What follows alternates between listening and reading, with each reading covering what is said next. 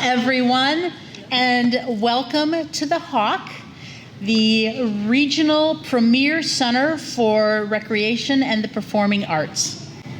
We are so happy to be able to have this presentation today, happy on so many levels that you'll be hearing about. You know, in our city, we promote the values of joy, optimism, and resilience. And today we're going to talk about joy, and we're also going to talk about resilience and about how planning makes such an important difference. And we're going to put the hit on you for please make sure if you are not CPR certified that you get there. My name is Teresa Rich. I'm the mayor of Farmington Hills and honored to serve. Today I am going to introduce our Director of Special Services, Ellen Schnackle. Ellen? Good morning and welcome. My name is Ellen Schnackle. I'm the Director of Special Services, and I've been serving the city for over 23 years. I'm incredibly proud of the over 600 full, part-time, and seasonal employees that serve our community, that make up our amazing department and serve our community, serve our residents and guests so well. I began my career in Parks and Recreation over 30 years ago, may have been over 40 years ago, as a camp counselor actually in Kalamazoo, Michigan for kicking around soccer camps. And that is when I first became certified in CPR and first aid, and then a few years later in lifeguarding. Over the years, I've actually had to perform my CPR life-saving skills on 2 separate occasions.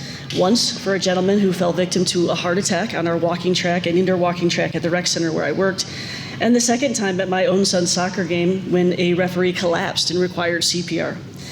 Those were absolutely intense crisis situations, and I was thankful that my training kicked in and I was able to jump in to try to sustain both of their lives. So thank you to the American Red Cross for providing me and the entire Department of Special Services with such comprehensive training and certification programs.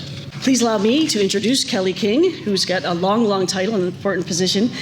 Kelly King, Regional Chief Executive Officer of the American Red Cross Michigan Region.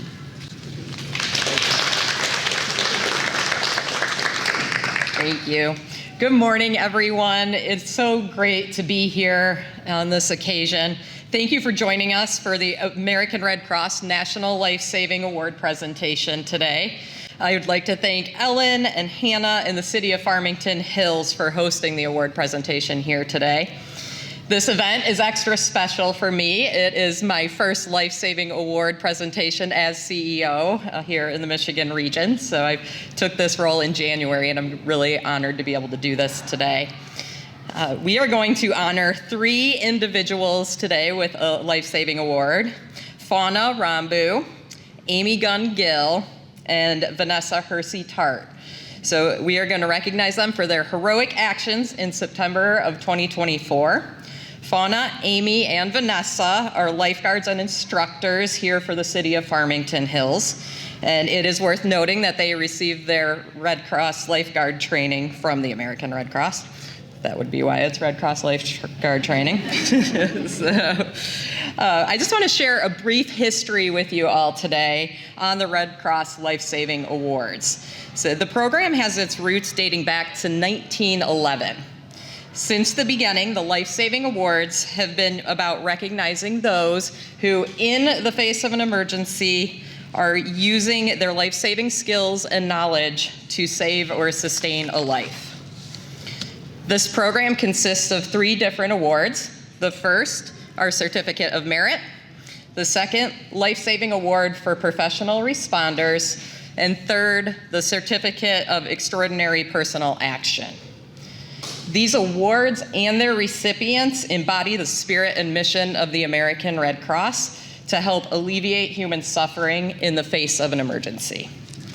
Since 2018, we have honored more than 3,200 individuals with these life-saving awards across the world and worldwide. Their heroism to stand up in the face of these emergencies has led to more than 1,600 lives saved.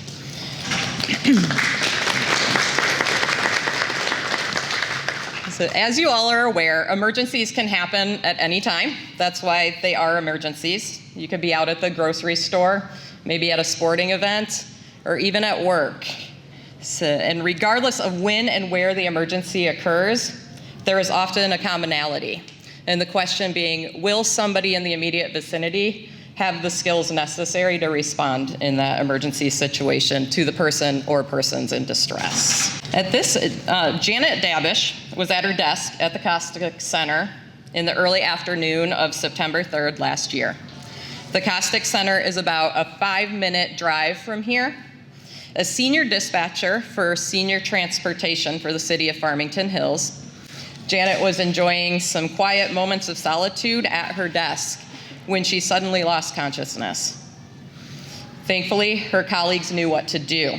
Her colleagues in transportation services took notice immediately and called 911 and went to get help from our lifeguards who are trained to respond in these emergencies. Fauna, who by happenstance was in the immediate vicinity, she rushed over to help. She moved Janet from her chair to the floor. She, in checking on Janet, noticed that she had found a pulse, but that Janet was extremely warm.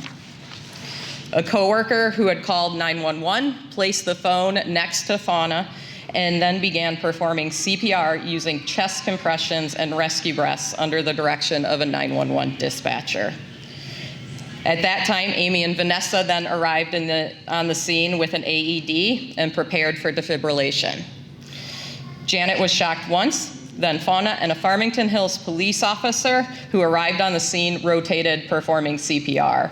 And for those of you who have performed CPR know that it can take its toll on the body. It's very exhausting, so to have assistance during that time is very, very helpful.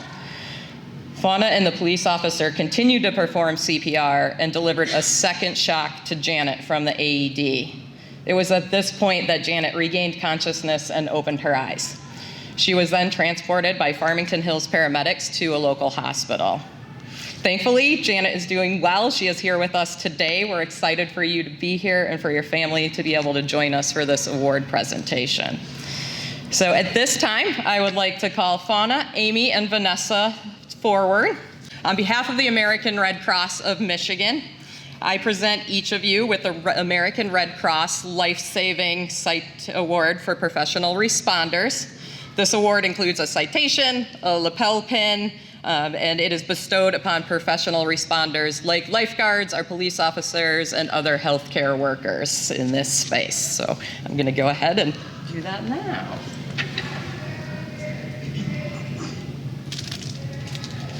So, Fauna, this one's for you.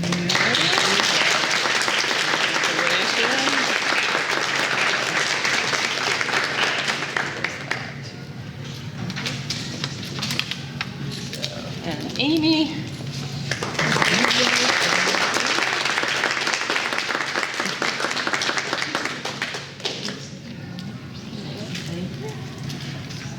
And Vanessa. Thank you. So, thank you, ladies, so much. Your heroism and attention to ensure that your certifications are kept up does not go unnoticed, and we are so grateful that you're able to be here today with us.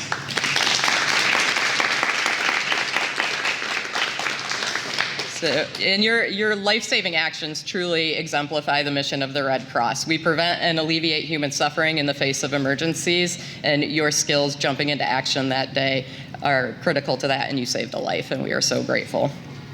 So with that, I'd like to invite Fauna up to the podium, and she is going to make a few remarks.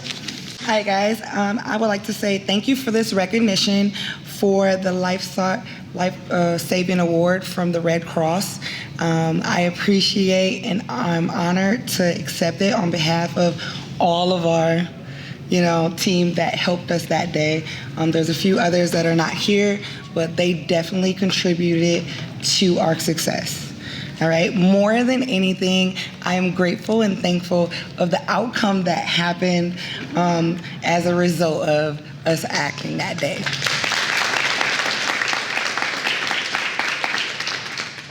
What happened is a true reminder of how important training and teamwork truly is. When the emergency happened in the main office that day, we were able to help Janet as she was found unresponsive and needed immediate assistance. We were able to do CPR and get an AED Truly, training that day helped, but time was the more important factor. Fate put me in the right place at the right time. I had no reason to be in that area or in that hallway at that time, and I wasn't on guard duty, but I happened to have my hip pack on me and was nearby, so that way someone could find me quickly, and they did. Because of this, we saved valuable seconds from someone running all the way down to the pool. Okay? 1 second. What followed was a true team effort. All right? It wasn't just me there. My fellow colleagues, LGIs, Amy and Vanessa, quickly responded and got there fast as they could and jumped to action with no hesitation. Us together worked and knew exactly what we had to do at that time, as if rehearsed a million times and in service. Because of office staff staying so calm and relaxed and being on the phone with emergency dispatchers, they were able to communicate with them and them tell us what we needed to do by guiding us and calling and sending more additional responders. When the additional responder came, it was a police officer. He came and jumped in with no hesitation to help us perform CPR. I believe that all of our actions together in fast response were vital to Janet's survival. Seeing Janet awake and calling for loved ones after all of our hard work is something I will never forget. I won't, to this day, forget it. And seeing her every day is a reminder of why we became lifeguards in the first place, okay? And how our training doesn't just stop at the pool edge. We are much more than that. As a lifeguard and lifeguard instructor, we know that making a difference every day is something that we do. But that day, it wasn't just us. It was all of us together that made that difference. All right, so to my fellow LGIs, Vanessa and Amy, our additional office staff, and to those responders that day and dispatchers, I proudly accept this award from you guys. Thank you.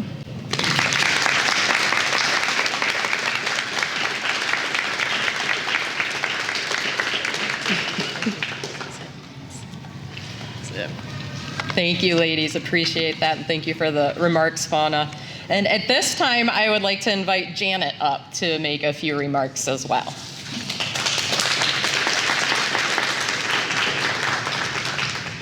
Thank you, everyone. You don't expect to go to work one day and then wake up later that day to find out you died. And here I am to speak truthfully. What an extraordinary experience. I have no recollection at all of it. I understand that I calling for my grandson, that when I woke up, even in the rescue squad folks told me that's very unusual. I wasn't concerned about my daughter, my sister, just my grandson. And you know, people have told me the story. I have no recollection, but what I do know is that without them, I wouldn't be here. I don't remember being transported. I don't remember being rolled into the hospital, anything. What I do remember about the hospital is people kept coming into my room, and they would come in and I just want to see her. I'm like, who? You know, what's the big deal? And then I learned that just under 9% of people who go through what I did survive intact, fully cognizant, without any issues. And that's because of these girls.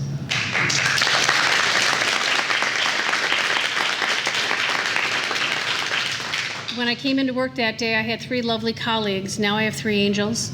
They're just, there's no other words I can say. I don't know how else to say thank you and to express how I feel and how my family feels that I'm here today. So on that note, I do have a little gift for each of you. It's just a little bracelet. And when you look at that bracelet, I don't want you to think about me or anything else. I want you to think about what you did and what you do every day. And that because of that bracelet, you saved a life. And Hopefully you don't have to do it again, but if you do, you know it works and you know what to do because it truly was teamwork. Thank you, everyone.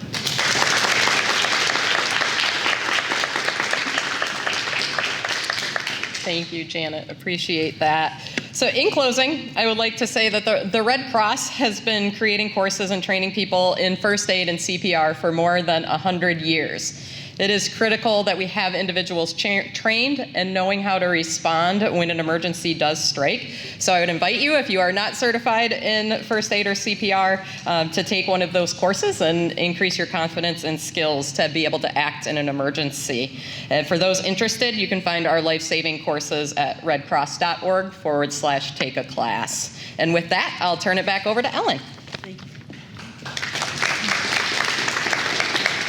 Absolutely amazing. I couldn't be more proud of our staff. And I've heard the story probably 30 times, but I still get choked up and start crying. It's absolutely amazing, and I'm so, so proud.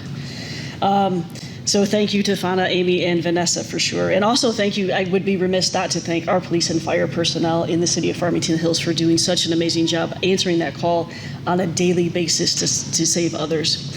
Please allow me to introduce Hannah Muth, who is aquatics supervisor for the city of Farmington Hills. And a side note, Hannah, actually, it was just announced, is the city's Employee of the Year. So we're proud of her on multiple levels.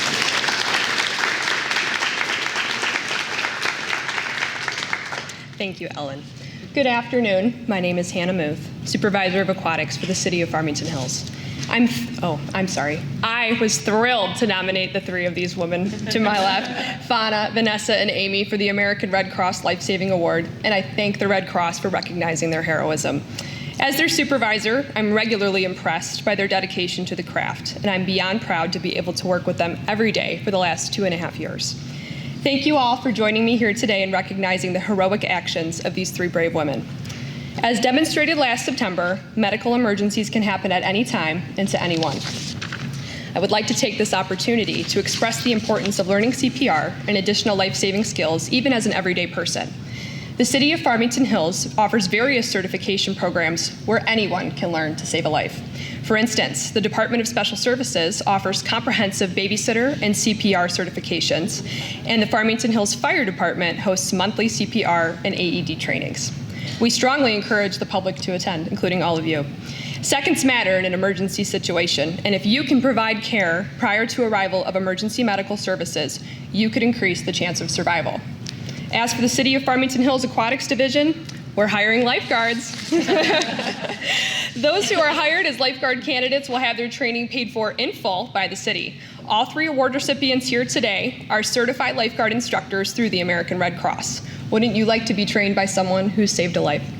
Again, congratulations to the award recipients, and thank you all for joining us here today. I will leave it to Ellen to provide our closing remarks. Congratulations again to our award winners. You make our city shine. That concludes our program for today, but please be reminded, as Hannah has said, that you too can save a life. Whether you're giving blood, getting trained in life-saving activities, please, I encourage you to do that. Thank you. Yeah, I was sitting at my desk, just felt this wonderful peace come over me, and the next thing I know, I was in the hospital. What was it like when you learned these three helped you out? Oh my gosh, words, I've been trying to thank them. There are no words. How do you say thank you for saving my life? We see each other in the hall every day. There's lots of hugs. Running in, just a big squeeze. My life has changed forever, and it's because of these three women. It was just like one of the videos in the Red Cross that I teach, all the time, and it was magical. When she got shocked that second time, we were like, hallelujah. She instantly woke up and started talking. It was like something you would see on a TV. CPR is important because seconds matter in an emergency situation, and you could be the reason someone's life is saved before emergency medical services arrives on scene.